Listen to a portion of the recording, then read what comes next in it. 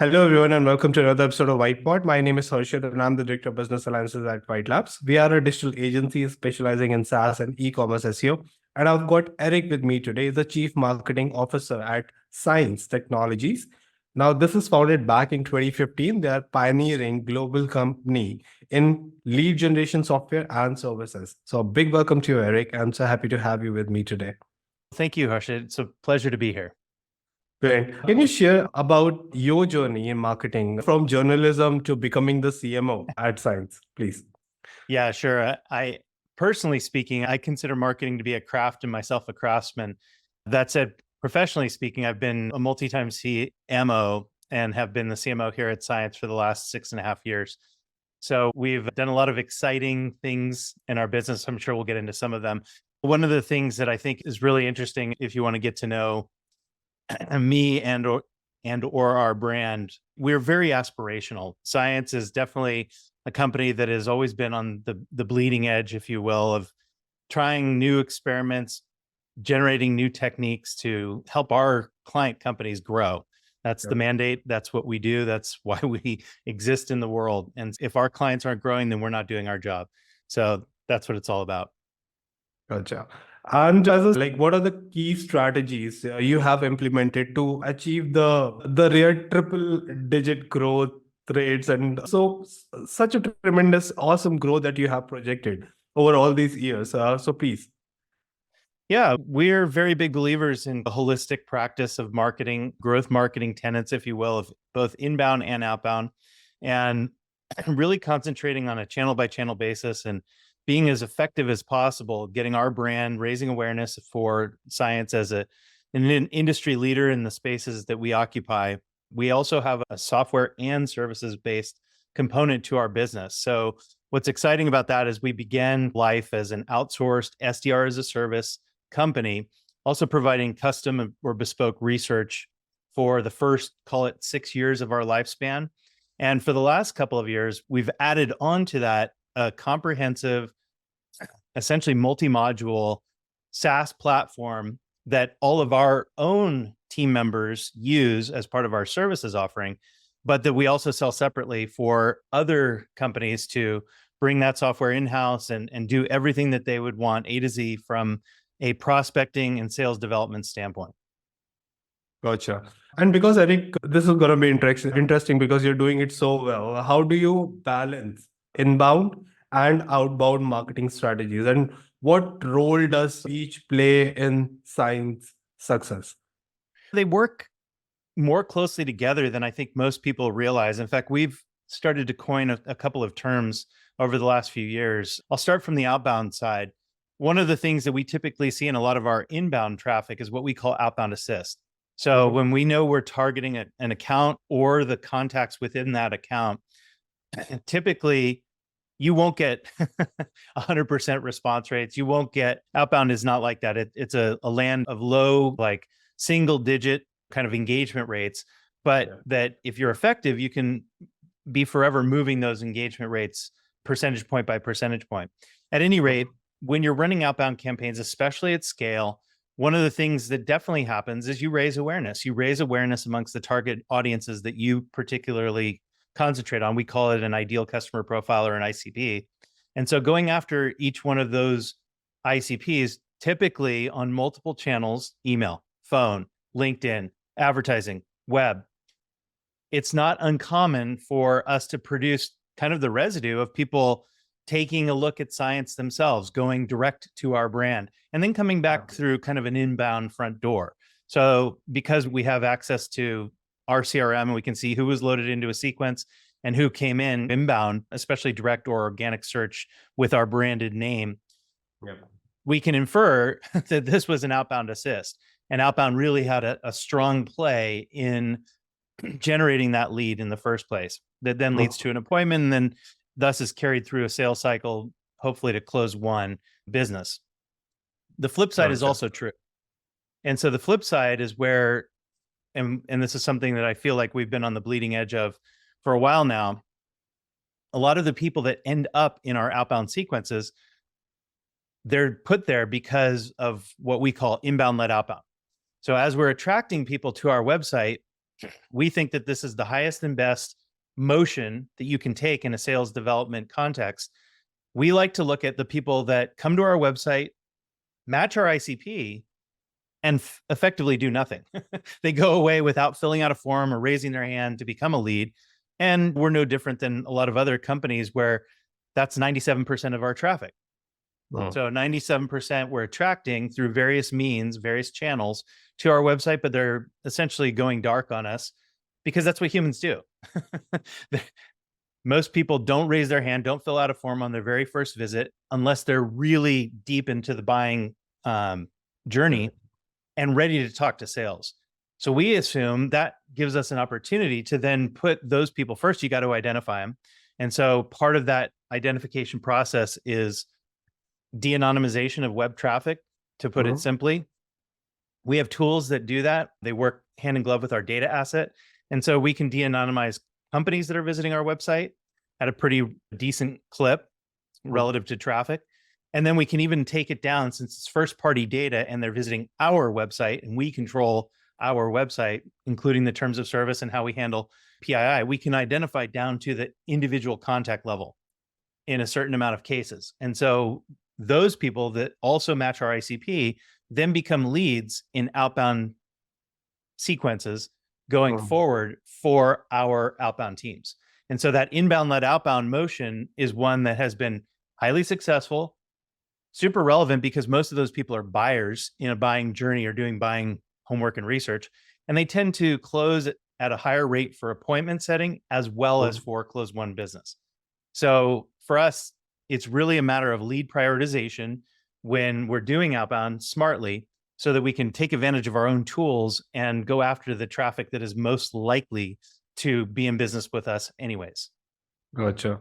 And Eric, tell me one more thing, because you have such diverse skills like SEO, SEM, content development, and so much more. How do you prioritize these skills in your overall marketing strategy? Do you have, I love SEO more, invest more on that front? Like, how do you take that strategic decision? I'm a big believer in SEO and have been for a long time, but I actually never use the term SEO internally. What I call SEO for our internal teams is discoverability.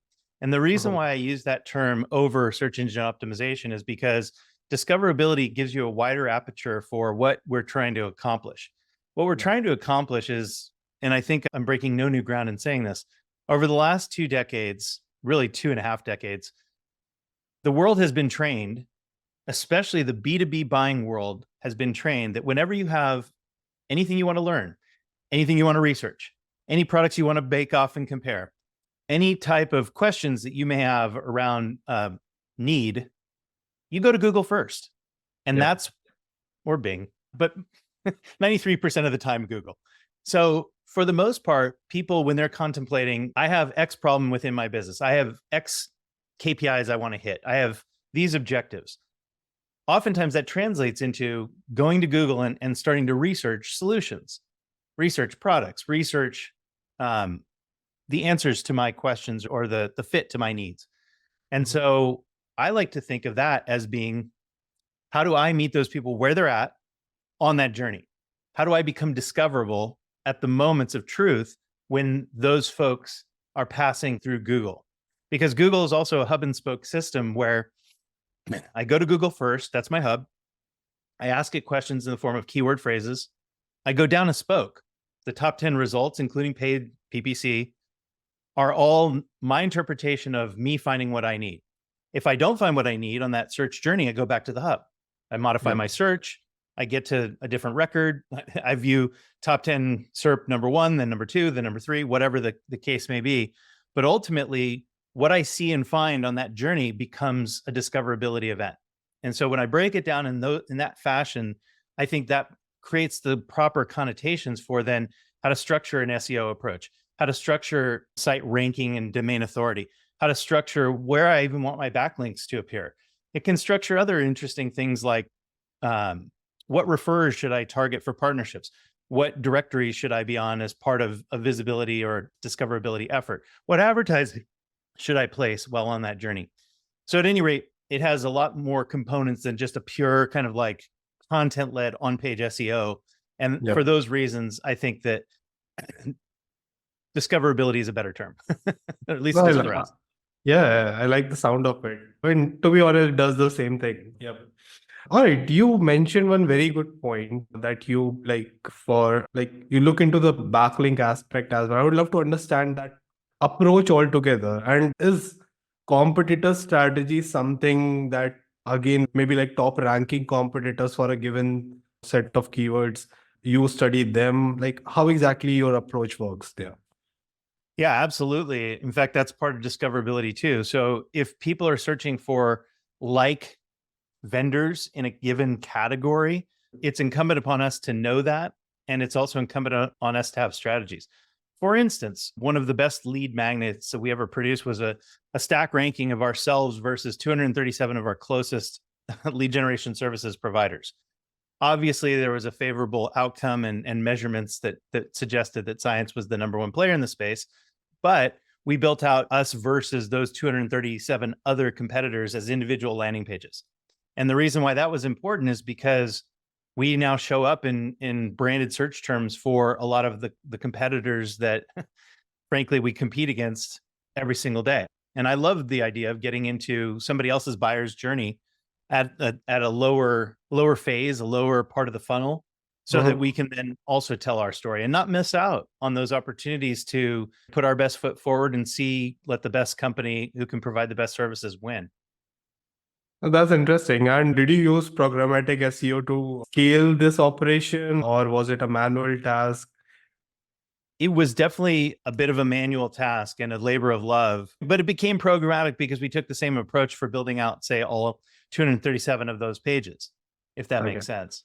that makes And sense. so our ability to also get those pages, point to them from our social channels, build up backlinks to those pages, ultimately have relevant content on those pages. We went through multiple iterations. There's a host of strategies for making tactics like lead magnets effective. And we probably use most, Gotcha. if not all of them. Makes sense. All right, Eric, because you're using email marketing extensively, I would love to understand, like, after these new strict rules by Gmail, by Bing and Yahoo, are there any challenges that you're facing, or if there are any tips for people to way around such? It's a tough landscape now compared to few months prior, for Yeah. sure. So the really interesting thing is I think that Yahoo and Google, excuse me, it had announced a number of changes beginning on February 1st.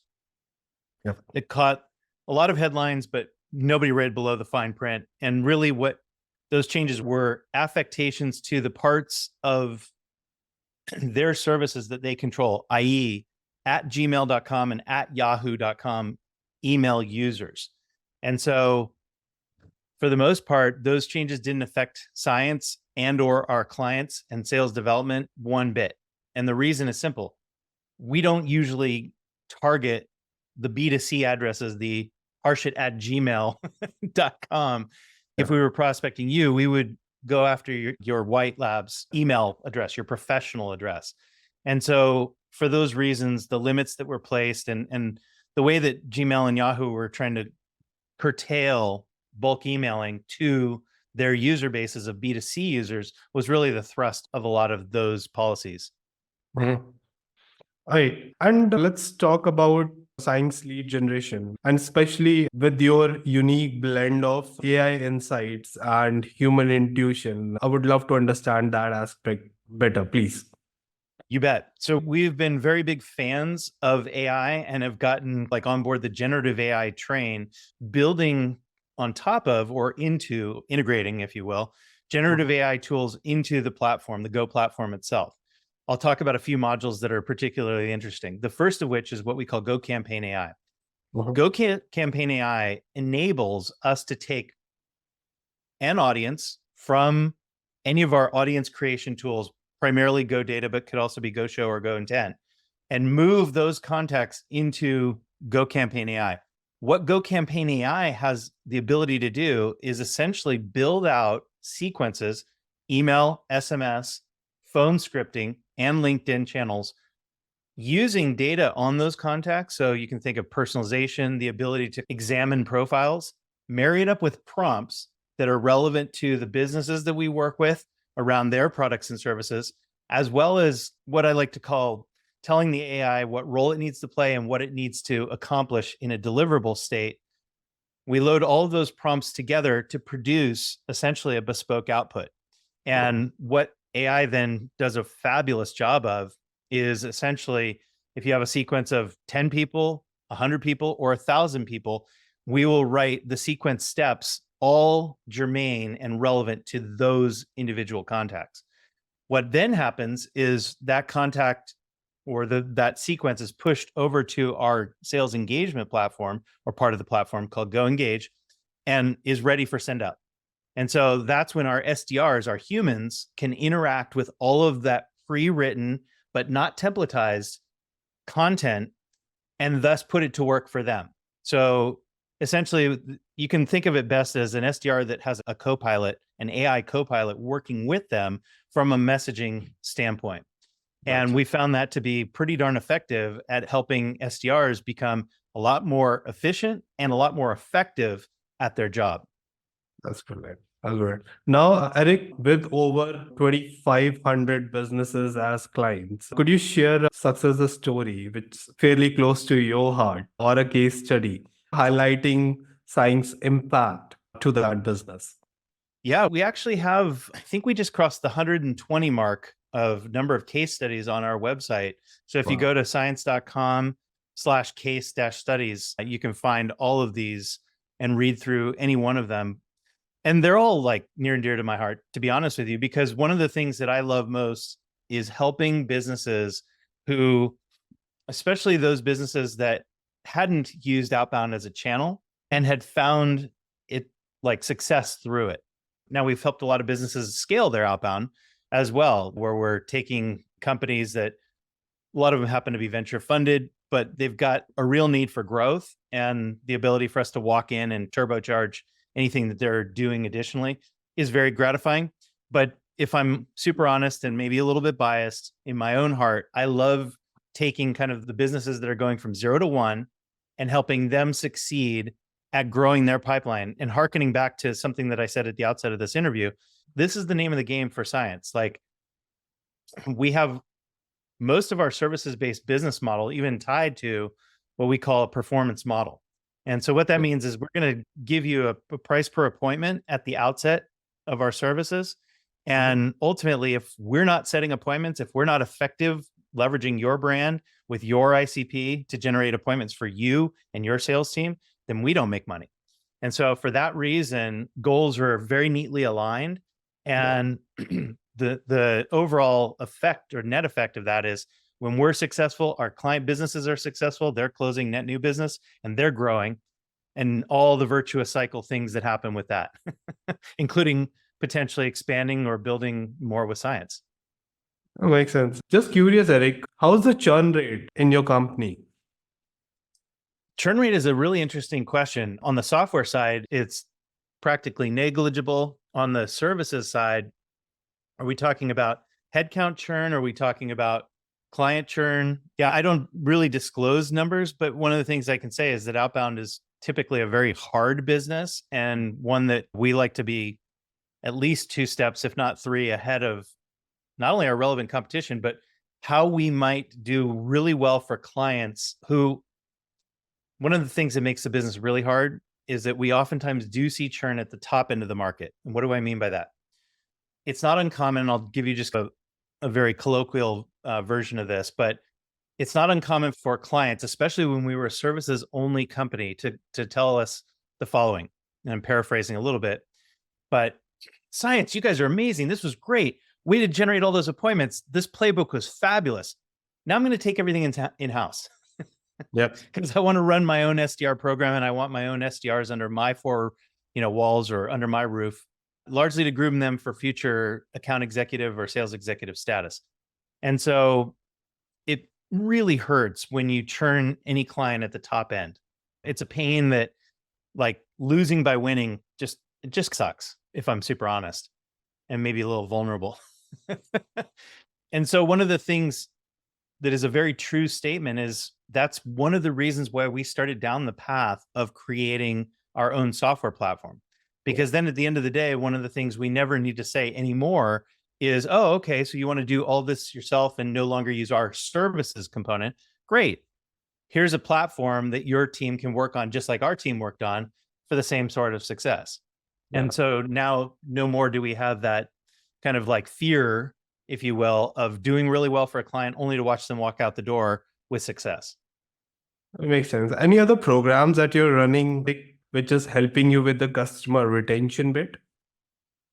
But yeah, we definitely manage every single client with a main point of contact. We call them growth managers in our particular world, if you will. And the growth managers are responsible for a number of different things. If I could, I'll dovetail back to some of the AI color that I was giving earlier. We also have a module within our platform called Go Expert AI. And one of the big challenges that you'll learn really fast when you're a services-based business of any stripe is you need to learn to live as the client brand. You need to learn their products or their services, their industry, the ins and outs, the nomenclature, the tricks of the trade, so to speak, that are relevant to that particular client in that particular industry. And so oftentimes what that presents is a learning curve or a gap between your people, your team that you've hired, you've trained on lead generation and or outbound and or sales development, but they don't necessarily know biotech, or they don't necessarily know computer software or software development or human resources or banking or whatever the industry that we happen to be working in is, and the ins and outs. So what we do is we actually use Go Expert AI so that we can essentially train our own people to be even more effective, as well as our AI models. So part of Go Expert AI, what we load into, you can think of it as our own large language model or LLM, where we're feeding all publicly available information that we can get our hands on from that client, and then building out kind of an LLM for them within the Go platform. So what this does is allows our SDRs, our growth managers, anyone that's going to touch that campaign for that client to come up to speed even faster. Because AI is amazing at understanding kind of whatever training materials you give it, and then formulating back not only great messaging, but also key variables, hooks, value propositions that are resonant for the team that is now representing that business. It's almost like a crash course in training on the client and their company. So we get to mimic almost being in-house without being in-house in that regard. And that's one of the reasons why that module within our platform and leveraging AI is such a smart move. Oh, makes sense. Makes sense. Can you please share some key insights or best practices on the enterprise sales development, basically podcast that you have? Yeah. Yeah. It's a really fun podcast because I get a chance to recruit. So I go after a lot of the leading lights in the sales development world, people that are making noise, people that have an opinion, people that have insights to share. Yeah. And we bring them onto the podcast and we get a chance to talk. Usually most of our podcasts average about 40 minutes in length. And we're going deep into some of the key issues of the day or the key lessons learned. Again, key insights from experts around, best ways to structure a cold email. The most recent episode that we just had was email deliverability tips from an email deliverability expert, the founder owner of a company. That's all that they do.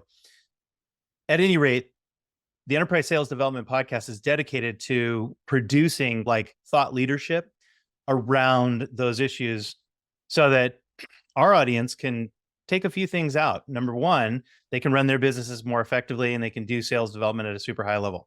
Number two, we benefit science internally. Some of our biggest listeners are our own employees and our own team members, where they get to hear and get leading insights on the world of sales development directly from our podcast. Yes. And then we get to cast a bit of a halo, I think, around our brand, because we're forever working that cutting edge, working into the insights that we discover on the podcast back into our approach, especially as a services and definitely also as a software business. That makes sense. And is it also helping you with your own lead generation sales, or is Yeah, although that's not the reason that we do it. But yes, there's absolutely positive effect in that regard. In fact, one of the things that we do with every form fill that we have for leads coming inbound to our site is we Yeah. ask them, how do you hear about science? And it's not uncommon for us to have the podcast being cited as one of those reasons for coming in as a lead. It Yeah. also helps mid to late funnel where our sales team members are sharing key podcast episodes with Mhm. our would be clients. And that gets back to that halo effect that I was talking earlier about, which is science strives to be the aspirational company I talked about before that takes a very sophisticated approach to lead generation. We want to be the experts in this space. Yeah. And we aspire to, frankly, better knowledge of how to do our job effectively than our relevant competition. Right. I think you have been in the company for quite a time now. Understand, was there any notable challenge that you would like to point out? Oh my gosh, where do I start? Yeah. This could be a podcast for like literally hours and hours. One of the things that you learn when you're growing as fast as we have is that growth is super challenging. There were times in our business where we were onboarding north of 20 clients a week. And as a services based business, the best word I can use to describe that is bananas because you have headcount associated with that many clients. You have that many clients associated with what they're all special. They're all unique. Each one Yeah. of those clients has their own goals and they want to achieve and grow.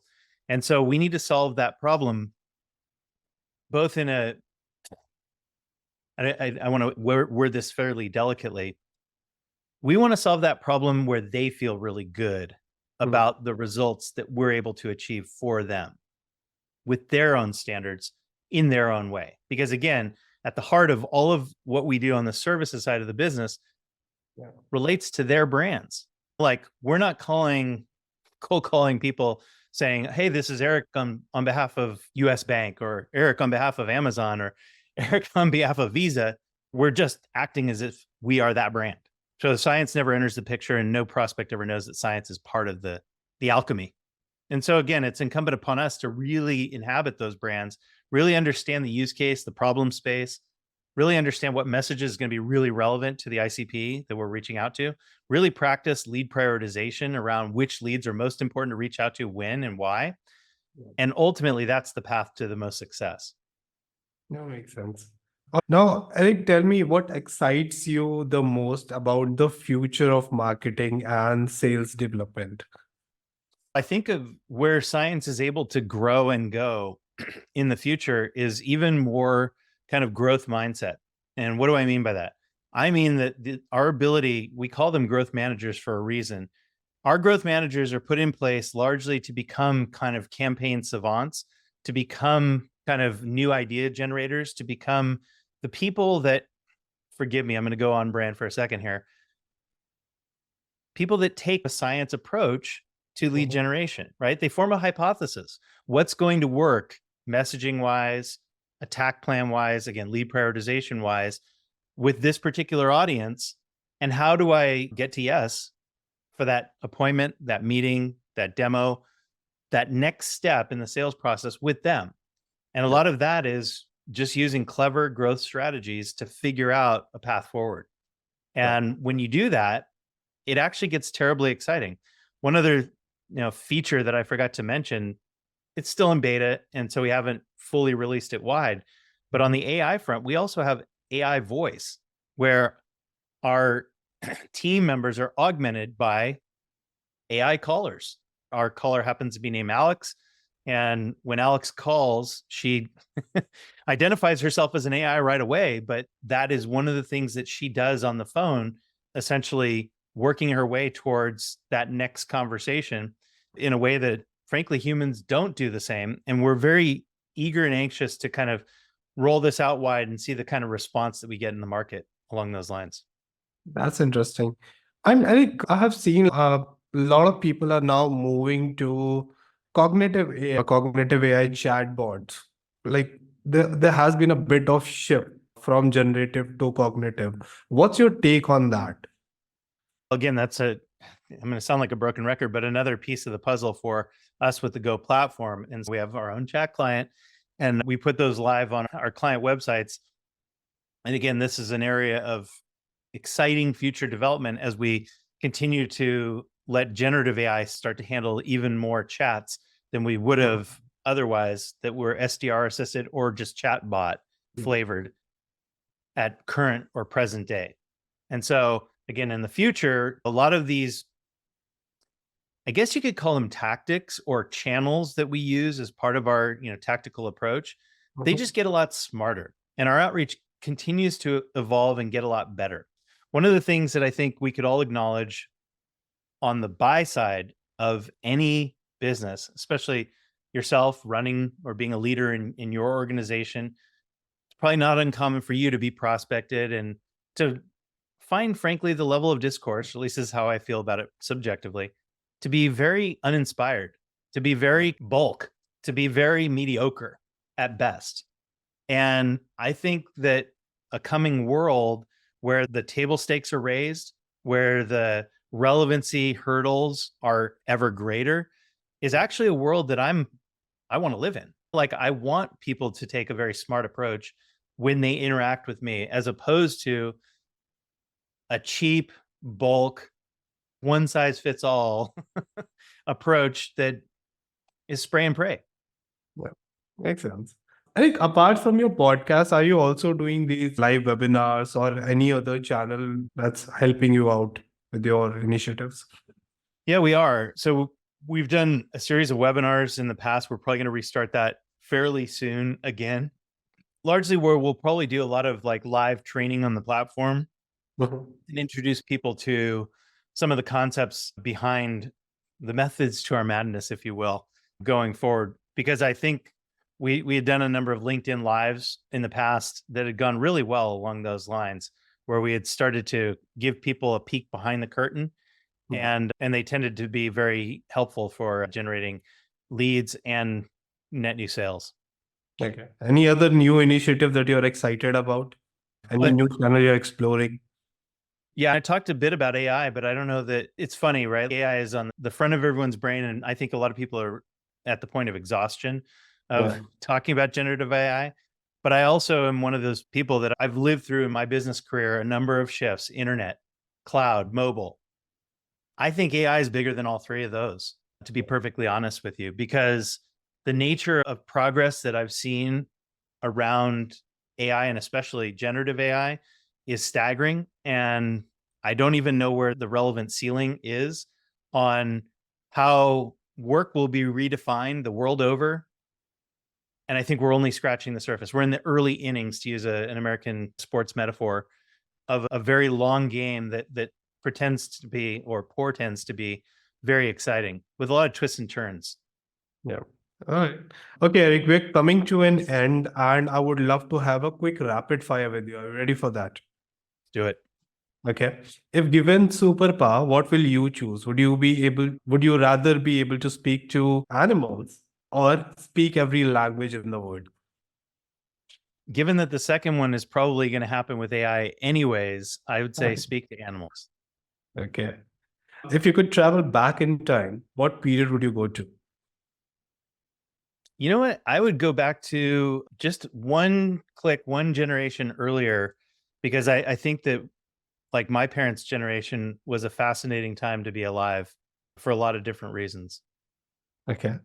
Now, what's the fastest speed you have ever driven in a car?